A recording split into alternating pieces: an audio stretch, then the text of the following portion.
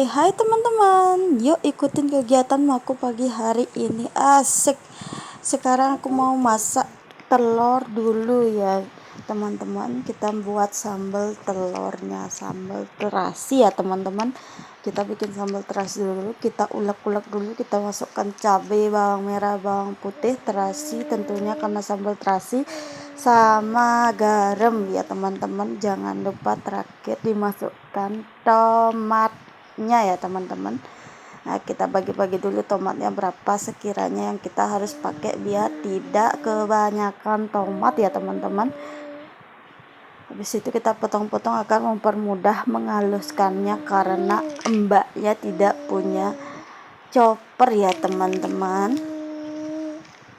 Habis itu kita lanjut ulek sambil digoyang-goyangkan pantatnya ya teman-teman, biar sama-sama menggiolan. Nah, itu sudah dimasukkan ke pengorengan ya, pengorengan legend yang masih ada hitam-hitamnya.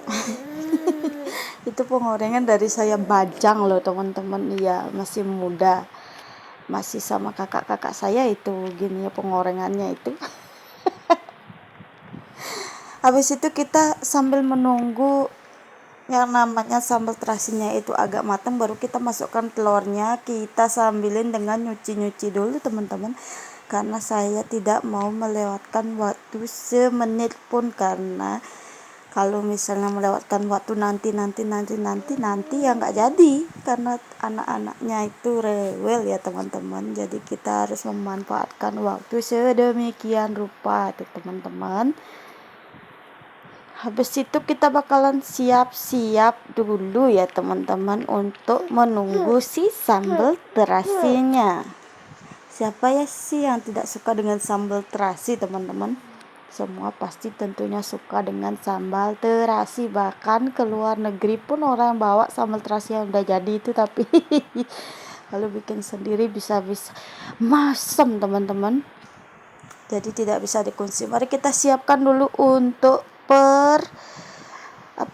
sayurnya itu. Kita ambil air dulu karena sayur terong itu harus direndam setelah dipotong. Apabila tidak direndam itu bakalan bisa hitam ya teman-teman.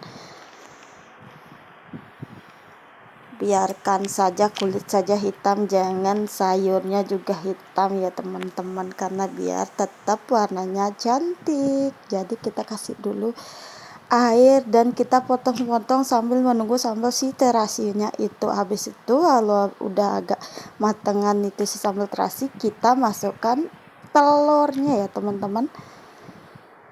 Nah, habis itu kita potong-potong dulu sembari menunggu si telur terasinya ya teman-teman. Habis itu kita cacet-cacet, kita masukkan yang namanya sayur terongnya tadi ya teman-teman.